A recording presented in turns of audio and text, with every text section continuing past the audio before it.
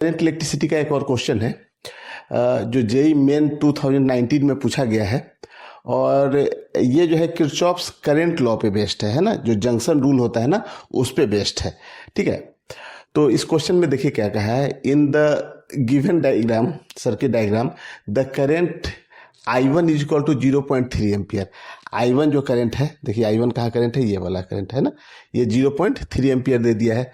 ठीक है, I2 नहीं, यहाँ पे फिर I4 दे दिया है 0.8 एम्पियर है ना। I1 जो है माइनस का 0.3 एम्पियर है, I4 जो है ना वो 0.8 एम्पियर है और I5 जो है ना वो कितना दिया हुआ है, I5 जो है वो 0.4 ही है ये। ठीक है ना, यहाँ पे 0.4 है ना, 0.4 एम्पियर है।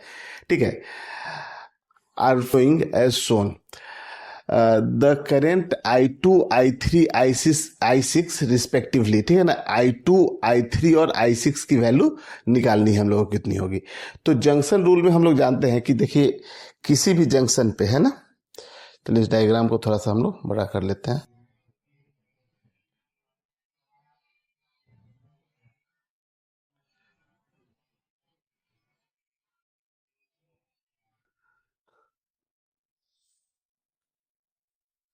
चलिए देखिए किसी भी जंक्शन के लिए देखिए, जैसे इस जंक्शन को अगर हम लोग ले लें यहाँ पे है ना, इस जंक्शन को अगर हम लोग ले लेते हैं,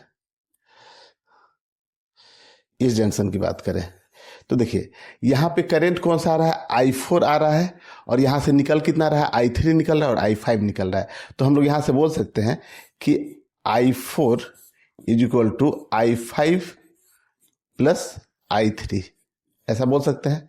अब देखिए यहाँ से I4 की वैल्यू मालूम है हम लोग को और I5 की भी वैल्यू मालूम है। तो I4 की वैल्यू है 0.8, तो I4 की वैल्यू अगर हम लोग यहाँ से रख दे 0.8 इज इक्वल टू I5 की वैल्यू है 0.4, तो 0.4 है और प्लस कितना हो गया I3।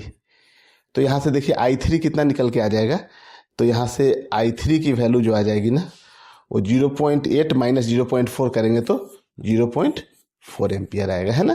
तो I3 0.4 एम्पियर, तो I3 देखिए कहाँ दिया है, सेकेंड वाला में है ना, सेकेंड में I3। तो 0.4 देखिए इस ऑप्शन में भी ठीक है।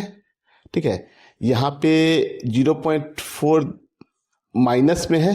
ठीक है, इस थर्ड ऑप्शन में भी 0.4 एम्पियर है और यहाँ पे भी आपका नहीं है, तो आपका ये दो ऑप्शन तो कैंसिल हो गया। ठीक है, अब देखिए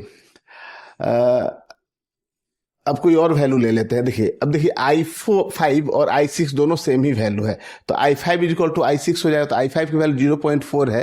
ठीक है, तो I6 की भी वैल्यू 0.4 होनी चाहिए, तो यहाँ पे 0.6 है, 0.4 है लेकिन यहाँ पे 0.1, तो ये वाला तो ऑप्शन यहाँ से देखिए आप गलत हो गया। ठीक है ना, ये तो गलत हो गया ना, तो ये फर्स्ट ऑप्शन करेक्ट हो गया। ठीक है ना, देखिए यहाँ से I5 जो जा रहा है ना वही करंट नहीं, यहाँ पे I6 है, तो I5 और I6 दोनों इक्वल हो गया यहाँ पे है ना।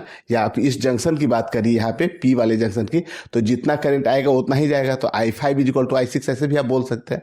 ठीक है, तो फर्स्ट ऑप्शन सही हो गया इसका।